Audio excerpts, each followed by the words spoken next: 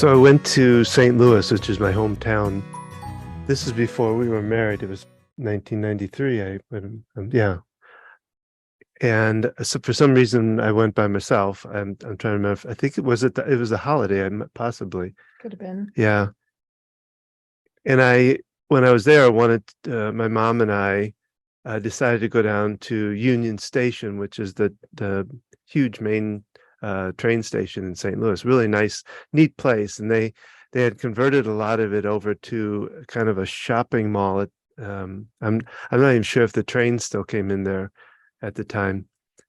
And while we were there, I wanted to get something for Gina. Just wanted to. And what I was able to come up with, I found this. Grover, he was in one of the shops there. Yes. And I know we had talked a lot about Grover. In fact, you gave me the book, Grover Sleeps Over. I don't know if you remember that or not, but that's what we did. So Somehow we had a connection with Grover. yeah. And you talking like Grover, and so tell your story. So I was in the shop. It was one of these kind of fancy kind of shops, I guess. I don't know. And they had all different kinds of stuffed animals and different gifts and stuff like that.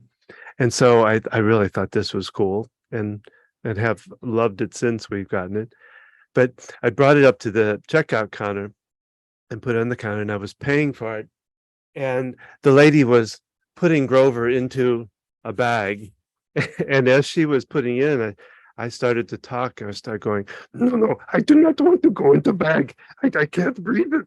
No, oh, no, I can't breathe in here. And the lady at the desk was like, was looking at me like, what's going on? And then she started to kind of laugh about it because I kept going, and as I walked out of the store, I'm going, I can't breathe in here. Please let me out of this bag. Who put me in this silly bag? So anyway, that was where Grover came about. I'll let you have him now because we have used poor Grover for a lot of things. Came a beloved family. That's right. I love this family. So they're not blue, but they should be. Years later, Harrison came along, our first child, and my parents were living on Lake Murray, about 2 hours from where we live. And I would take trips down there and take him with me, and it would be the two of us in the car. And gosh, he was a toddler, kind of somewhere in the ages of 2 to 4. And to keep him entertained, we'd have Grover.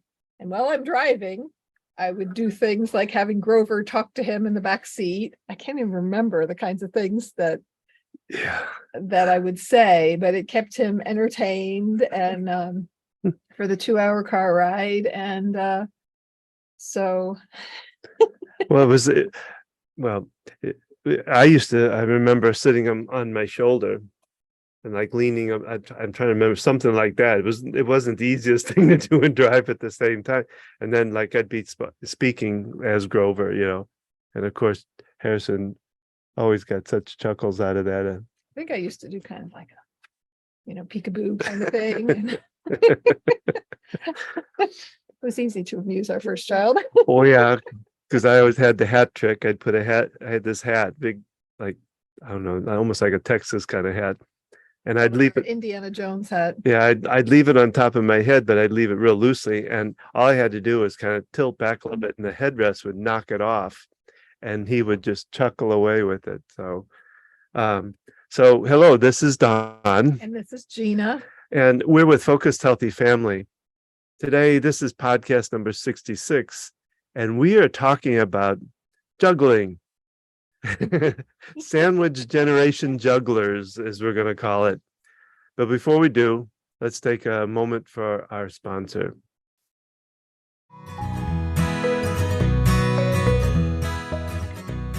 Our sponsor is Q Sciences. I've been a representative for Q Sciences for over a year. I found this company through a friend and did some research and reading about these products. And I really liked what I found when I learned about them. The research and time that they've put into the quality of these products to be better absorbed into the body. Things like the vitamin D spray.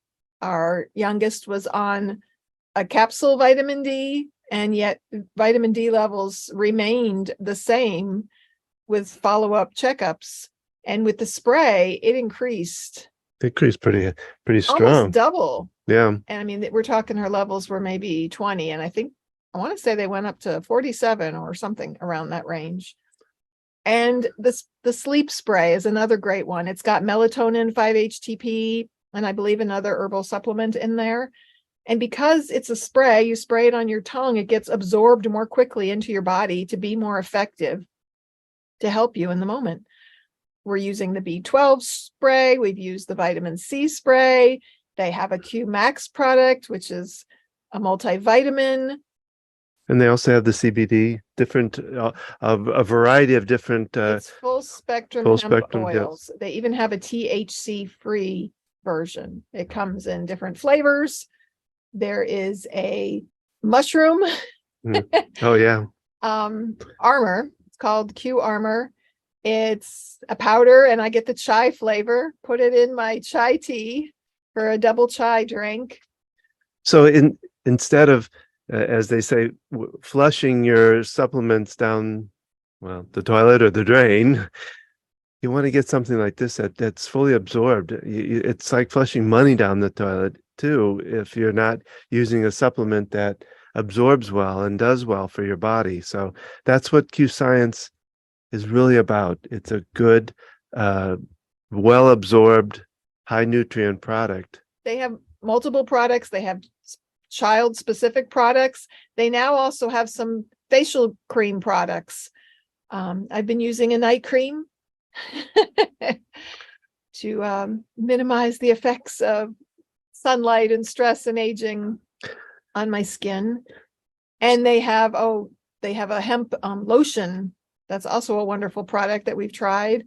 So check us out, learn more. You can find the link at our website, www.focusedhealthyfamily.com. You can also go to focusedhealthyfamily.com/Q Sciences, the letter Q and Sciences. with an S at the end. With the S at the end, yes.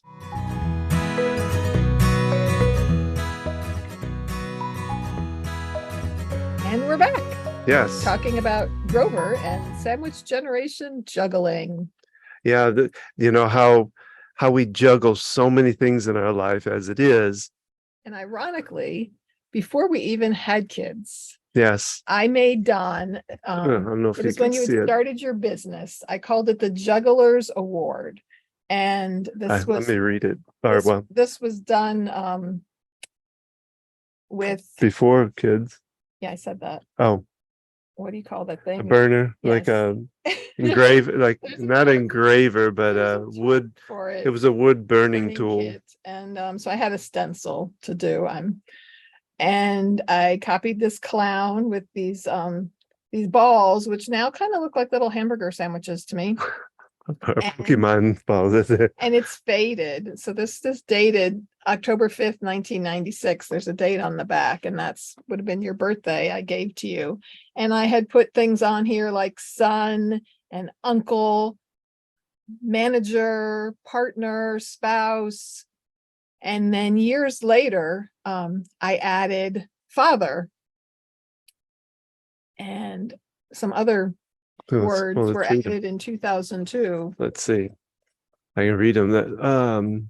Partner, motivator, husband, friend, business owner, lover, manager, uncle, son, brother, salesman, listener, homemaker, and father. And then on the bottom, very bottom, it says, for all the roles you juggle. So just kind of interesting that I made this at the beginning of our marriage. And here we are years later, juggling so much more. Yeah, little did we know how much. You could even imagine. So we've taken these roles on pretty seriously. So we've talked a bit about the sandwich generation and what that means. And it's a matter of caring for aging parents along with your your children, either children under the age of 18 or adult children that you are supporting in some way, either financially, emotionally, or both, as we are with our 21-year-old and having the 14-year-old at home. And how that entails as far as time, the time demands, the emotional demands, financial demands. Some of us are supporting aging parents and children financially. We're fortunate to only need to financially support our children and not the aging parents. Yet sometimes the emotional demands can be as exhausting as financial. Yeah. And we're going to want to look into, how you can do that. How can you better juggle those different stress factors, anxiety, and the physical part of it? How do you juggle time? And if you can figure that out, please call us and let us know, we're going to give some suggestions because we're still figuring it out. Maybe Grover can help. He'll just keep popping in. Have some answers. You will watch me say, I can do Grover's voice while I drink water. I'm not a good ventriloquist, so little humor there. But what we're going through right now. My dad's had a second trip to the hospital this year, and so it's demanding a lot on both of our times, really. Yeah, and my dad has dementia with his Parkinson's, and so his understanding of why he's at the hospital and what's happened, and when he calls out for my mom and she's not there 24/7, and him understanding what's going on, it adds to the challenges. He has enough awareness and understanding, yet still has. Well, it has a lot, there's communication, how to communicate with him or the aging parent who's having the dementia, the problems, communicating with the spouse or the caregiver, that's with them. Also, the caregivers in the location where it might be, with like a rehab or a hospital. Yeah. Even helping them, especially the aides and techs, even sometimes the full nursing staff, that he has Parkinson's, and how you give him directions matters, and telling him to take big steps, and turning. The biggest thing is, put your arm here, turning. And it's so funny because the insurance looks at, how far can the person walk? Well, that means that they only qualify for this, but anyone can walk in a straight line for 200 feet. That's not the problem. The problem is turning and backing up to sit on the bed, using your walker appropriately to do so. That's when falls happen. Transitional movements, reaching movements, not just going in a straight line. There's so much more balance involved in having to turn and position, and giving him the cues he needs, whether it's visually pointing or tapping, touching this, we're going this way. Sometimes with Parkinson's, breaking it down too much is more challenging. Like sit on the side of the bed sometimes is easier for them to follow than, turn and step. Well, take him one direction at a time, Well, but sometimes the functional thing makes processes more quickly in the brain, but depending on the type of dementia, that can vary. And having that understanding of how to do that, and sometimes it's just letting them know what's going on. I see this all the time, unfortunately. I work in a great facility that's a skilled nursing facility where we have short-term rehab and long-term care. And they come in to help someone move in bed, and they don't always tell them what they're doing. Oh, yes. Now I'm going to have you roll so that I can change you, or I'm going to lower the head of your bed so that it's easier to scoot you up. And just saying those little things as far as what you're doing, no matter what the understanding is of that person there, it helps so much than just jumping in and doing it. And we get, the doing, jumping in and just getting things done is at the cost of their emotional well-being, that they know what's happening to them. And so kind of backing up a little bit. Okay.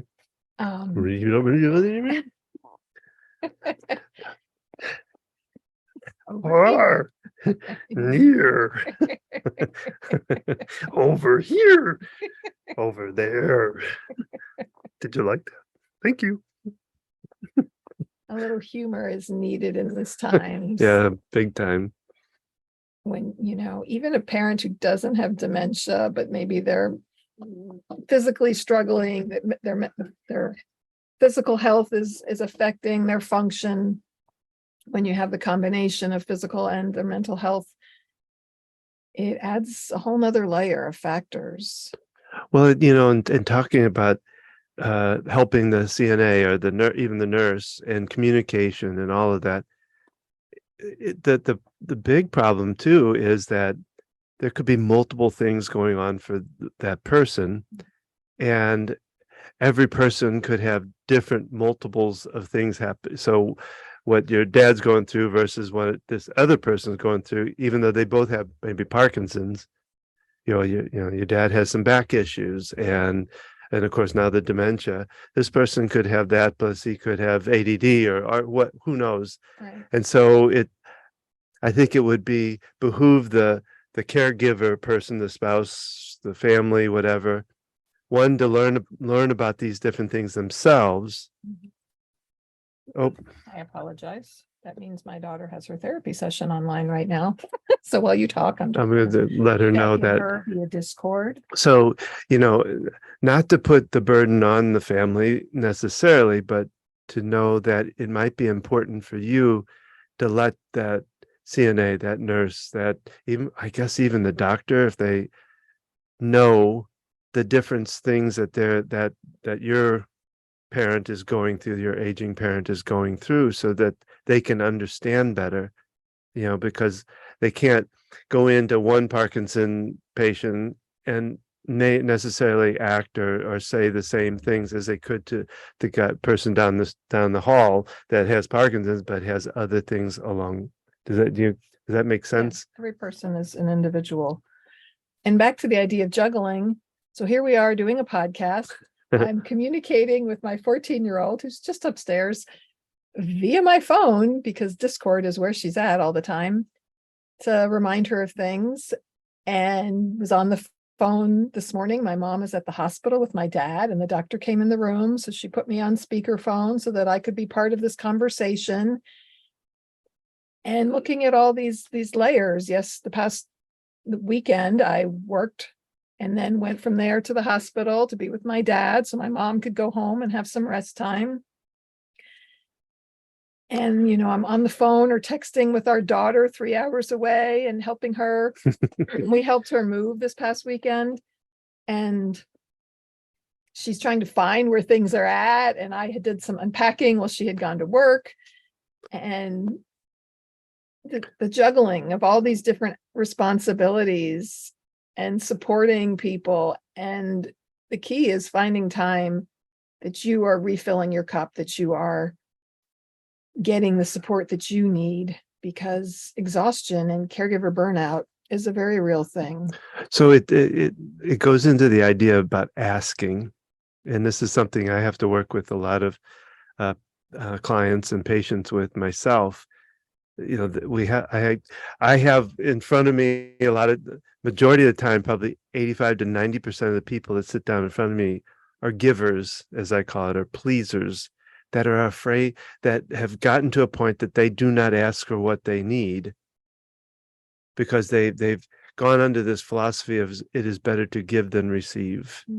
And so I have to work with them in changing that and train them in how to ask again.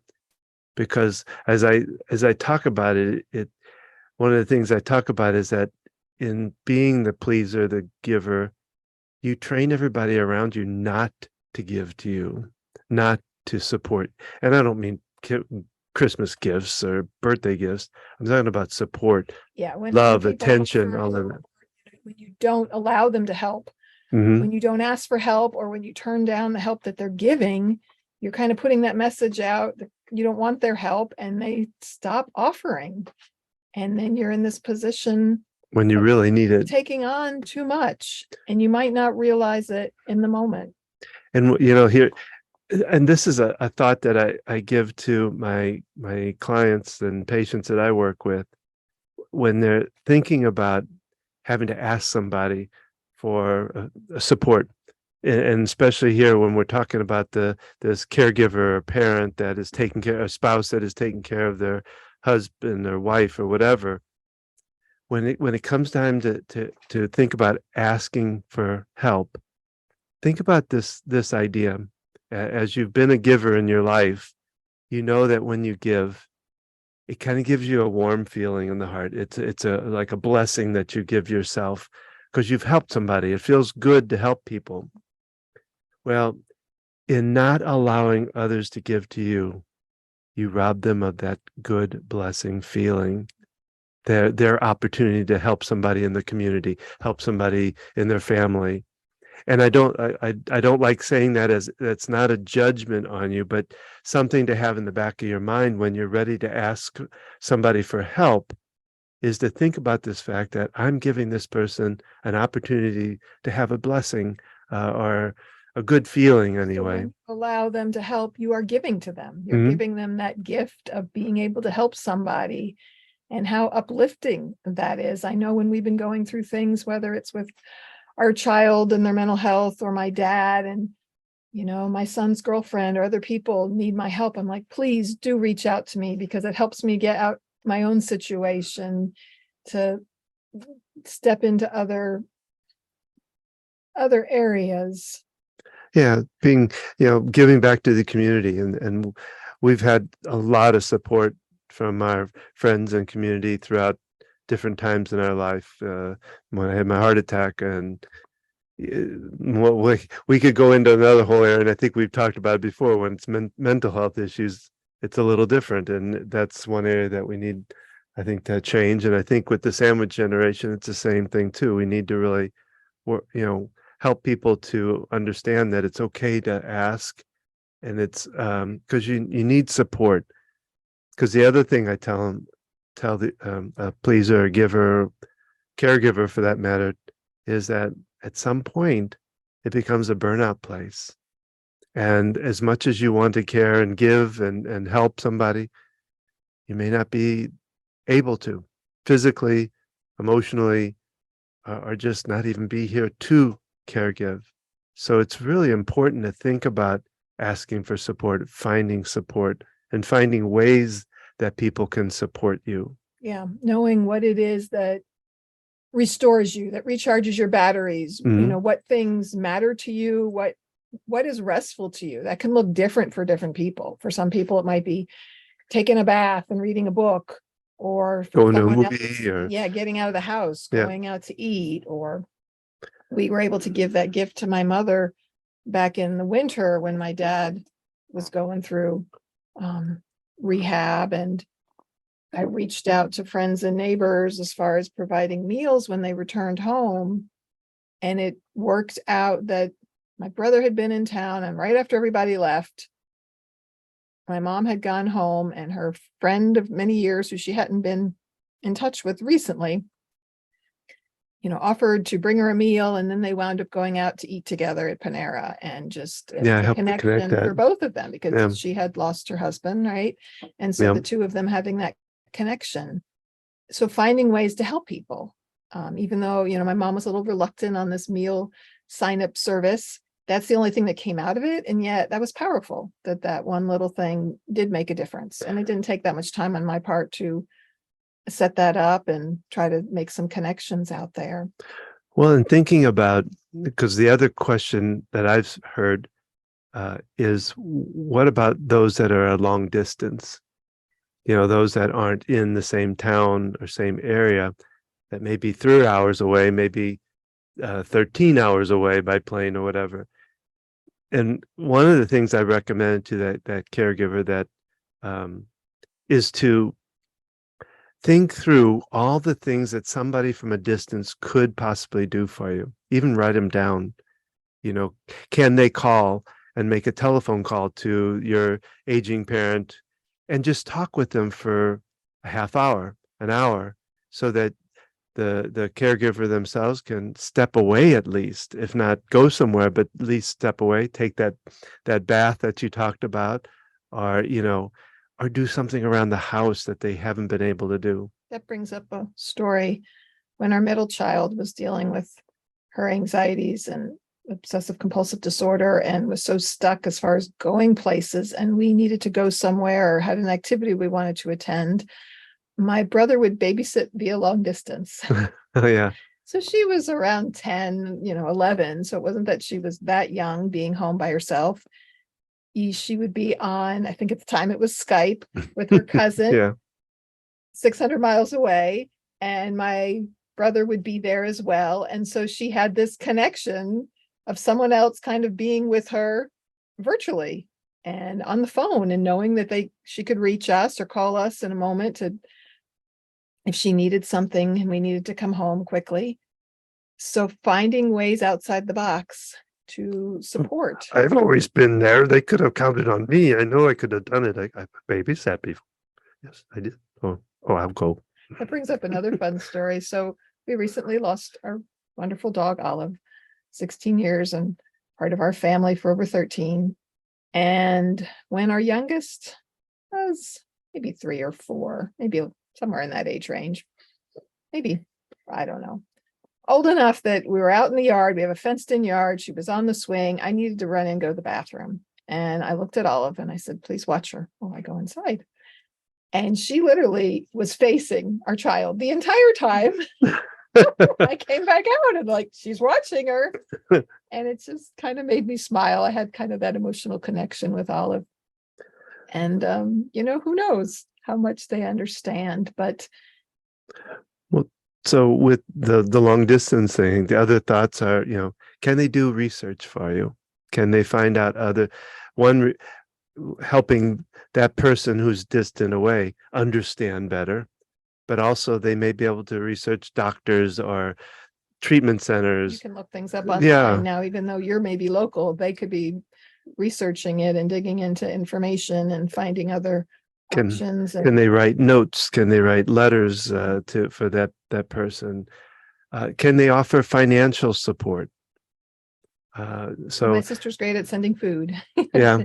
Sending a ham or different food that can show up at the door, which can be so helpful when you're juggling, going back and forth between a hospital or rehab center or whatever you're dealing with, to be able to come home and know you've got some food and not have to worry about preparing food for yourself.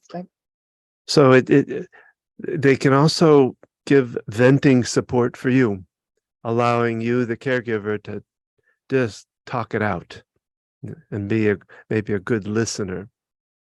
So, think through what they could possibly do from a distance. Can they come there for a week? If they're 3 hours away, can they come for a weekend? And one thing to keep in mind, and a good friend of mine did this with her father-in-law.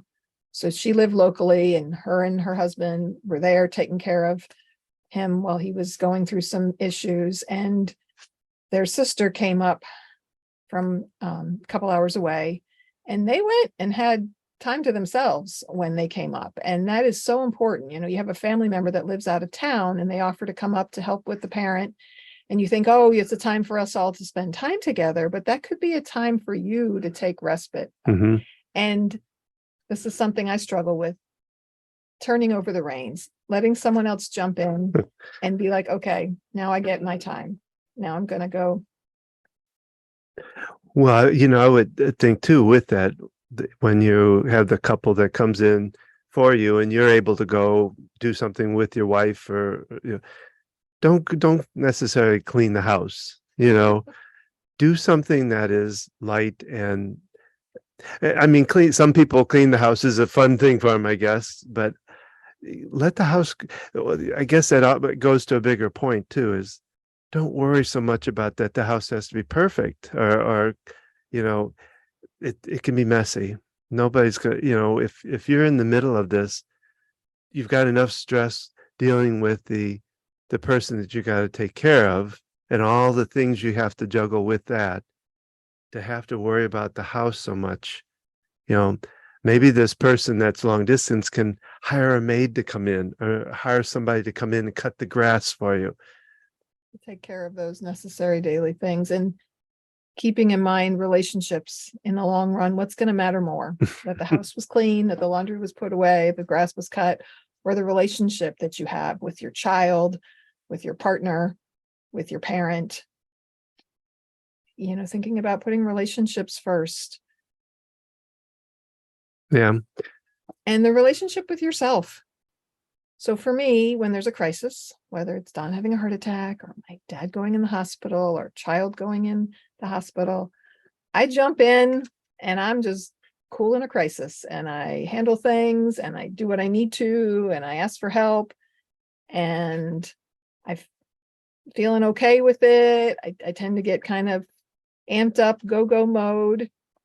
And so I went through that in January. And after my dad had spent time in the hospital and a rehab center, shortly after that, our youngest child was dealing with mental health stuff that really flared up, and she wound up in the hospital multiple times. And I'm jumping in, I'm juggling phone calls, I'm juggling both situations.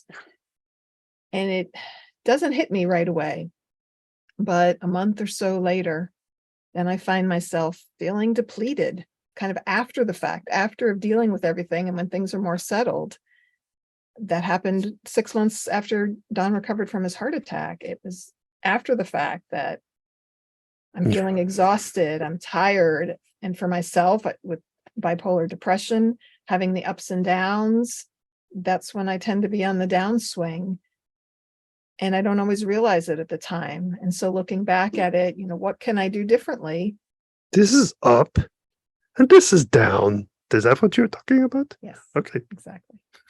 And sorry. What can I do? No, that was perfect. To juggle that better, to prevent that exhaustion that can come later. Mm-hmm. I see that with older people. They cared for their spouse passes away, and then like 2 months later, they wind up in the hospital with an illness or something. They're depleted from all the time they put in caring for their loved one. And the toll that it takes on you is kind of a slow effect of pulling at you without realizing it. And in the moment you're taking care of things, and you have that adrenaline rush of kind of rising to the occasion and doing what you need to do. And in the end, have you taken care of yourself physically? Have you done some exercise? What's your diet been like when you're going back and forth to hospitals? What kind of food are you eating? Are you eating fast food? Are you eating snacks and bars? And are you getting fresh fruits and vegetables? And rest is a big one. Because you can't just like make up for sleep. If you're sleep deprived for a week, you can't just sleep in one Sunday. A week. It has a slow cumulative effect on us and our system and how we're functioning. For me, I turn to caffeine, and I'm not a coffee drinker, so I'm drinking tea. And that has an effect on our system and our body and how it functions. So a little note in there is that to try to do the best foods and all, but here's the other part of that. If you do eat the wrong stuff or whatever, however you want to look at it, is don't beat yourself up about it, because stressing over it isn't helping your health either. So sometimes in the moment, do your best. You need food, you need something. Yeah. I remember when you were in the hospital after your heart attack, we had discovered our second child had gluten issues, and we had gone off gluten, and we ate a lot of peanut butter crackers from the vending machine at the hospital. Yeah. And in that moment, it was like, okay, we need food more than we need to worry about this right now in this moment. And planning ahead, now I'm great at packing a bag and grabbing snacks, and someone needs to go in the hospital, and I grab my backpack, and I've got my charging cords and my laptop. And so I'm ready to be able to operate if need be, and to have those things with me at the time. Well, those crackers were kind of also an incentive for her at that time too, because she was having a little bit of a hard time with me being in the hospital, of understanding, I think. And so if I remember right, it was a big thing for her to go to the hospital because she could get the crackers. That was their youngest. Yeah. Our youngest associated your trip to the hospital with peanut butter crackers. I misunderstood what you were saying then. Okay. But anyway, but crackers. We're all crackers. No. But having, when you're Somebody having, say crackers. and when kids are having to go places like this, I know when my dad was in the hospital back in the winter and my youngest needed to come with me, she brought things to do. And there was a lobby area around the corner from where his room was, where she was able to sit and work on her things. She had her laptop. She could even connect with her friends, and finding ways to. And then, like, we had a nice car ride together and we had time together and we stopped to get something to eat together. So taking that time to connect with my child, Yeah, stay while connected. Yeah. giving care to my parents. And that's quite a juggling act. And that's where you can get lost in the middle of doing all of that. You've got a child that you're caring for, and a lot of people, my generation, have much younger kids even, and people juggling aging parents. As we have children at later ages and people are living longer, you might be 35 or 40 and have elderly parents, and also have Young kids. Yeah. who cannot be left alone and need your attention. And how do you make all that work? We often don't have family who lives close anymore, as we have spread ourselves around the world and family doesn't live nearby. Do we have other connections, friends, via church or other support groups or things that we're part of? Have we made those connections, and do we have those people in our life to step in and help us? Well, that's, I think you and I were talking before we did this about the multi-generational home, where in the past, for many years in the past, probably, I almost say from the beginning of time, but, grandparents, parents, kids, sometimes relatives, aunts or uncles could all live under the same household. And it was stressful, I would imagine, but it was also very supportive, because then they had people that could do things right there and then, that could watch, that could feed, that could do all the things. Yeah, my grandfather was drafted for World War II, and they lived with their grandparents in an apartment building in New York City. So my mother was a baby at the time and grew up with her grandparents right there in an apartment with them. And when you have those multi-generations, they can take care of different people. And some cultures are much better at embracing that and having that support, because then grandparents are taking care of grandchildren and there's still that emotional connection. Well, what I talk about it, I'm actually looking at doing a TED talk on that idea, and kind of a new age kind of multi-generational home, because what I saw kind of happen in researching it is that, about the late 50s, early 60s, we kind of became the me generation, or it was people, the kids moved out, they moved away.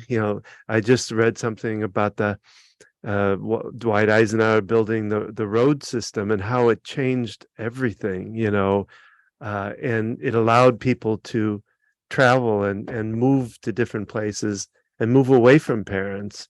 And so now what I'm kind of working on developing is this idea of a new age kind of multi-generational home, where it has a lot of digital stuff to it, where you've got Zoom very involved in that family, so that people that are at a distance can be part of the family, part of that household through a digital means, where you might have somebody that moves back to the house.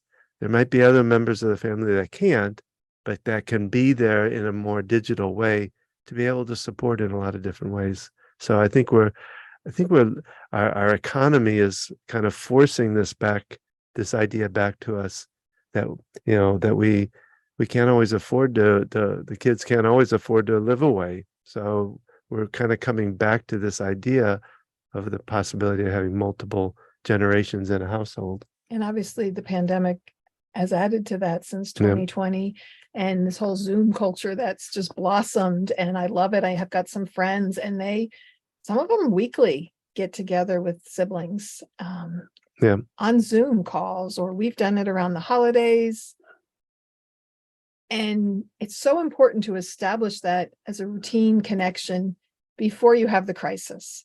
Because if you have things like that in place where you talk to your sibling once a week, or you have a Zoom chat or a call, and you have that in place, then it can really be helpful in times of crisis and in times when you have the added stress of someone being in the hospital, someone getting hurt or injured, a death, whatever it is, and being able to get that support that you need.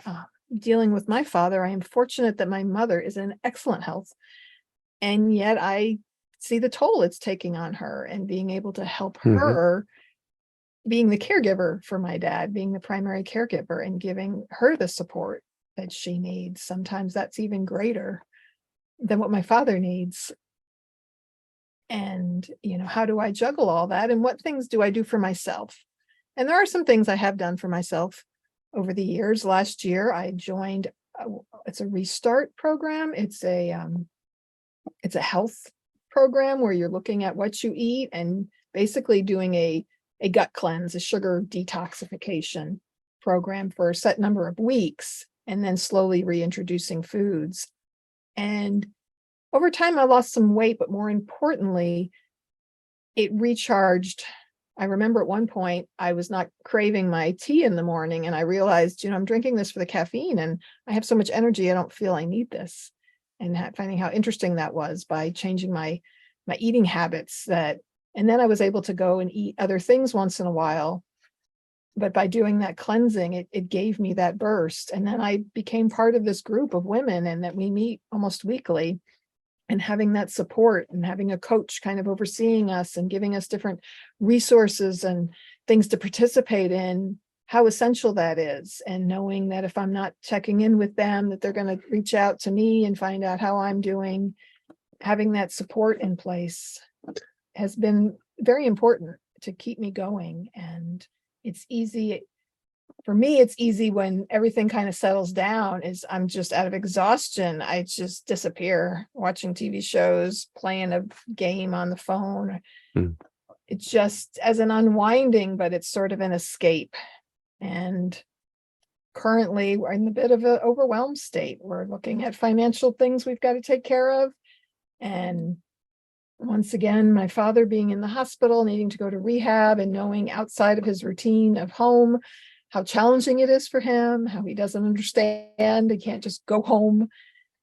And then we're dealing with our daughter in Raleigh that's still trying to kind of settle into a life there and just move financially too, and yeah, it's and then cost of living is so high right now, where we're, I'm talking with my kids about what they pay to rent a place and what their income is. And when I graduated college in 1992, my first job earned me $35,000 a year, which was about $17 an hour.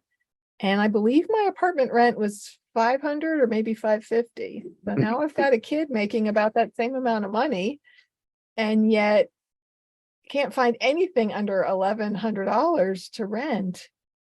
And, everything costs a whole lot more money now than it did then. And it puts an extra challenge on everybody. And this is why many grown children are moving back home or still living at home, because it's hard to afford to be on your own. Yeah. And so you have these different struggles. And for many people, their aging parents have not put the money away to have the money that they need to pay for their care. And so you can find yourself in the middle of having that responsibility as well. Well, that it also kind of comes to this other idea of, I talk about long distance as far as somebody moving away, being miles away, but could also be long distance of mind, where you aren't close to your parents. And then what do you do there? And that's a tough one. My first thought is that if there's possibility of finding some kind of therapy for yourself, because you can't change other people. Yeah. You can only affect yourself and how you handle things, how you handle the situation. So maybe you've had kind of a tenuous relationship with your parents, and now you're in a position where you're having to help them out, or you see that they need help and wanting them to change how they're doing things. It's more important to get the support you need. And yes, the therapy can be so important, and getting that for any person who's in a caregiving role. to be able to have someone they can lean on. And maybe, your parent is not willing to talk to an actual therapist, but maybe they're leaning on you to be that support. So maybe you need a therapist if you're taking on all these things from other people and being the support for so many people. So giving you a lot of things to think about today. Maybe Grover should say goodbye. We have that. Do you want to read it, Grover? Oh, sure, I'd be happy to. Okay, great. So let's see. Let's see. Oh, it's hard to read. I mean, do you have my glasses anywhere? I don't know. Oh well, I'll try. Let's see. That's our podcast for today. We hope you enjoyed it. We would love to hear from you. Make sure to leave us a comment. What? I want to be over here. I think I can come in sideways. I know. If you like what you heard today, you can learn more about our Fair Parenting Coaching Program and join them on their next workshop. Find our blogs, our podcast, sign up for Tuesday Tips with Parents on our website at focusedhealthyfamily.com. That's focused with an ED. Yeah, ED. Yep. So you can also find them on, you're on Facebook. That's really cool. That's a Facebook at Focused Healthy Family. And then also, you're on Instagram? Are you serious? Oh, don't go. That's good. It's Gina's that's on it.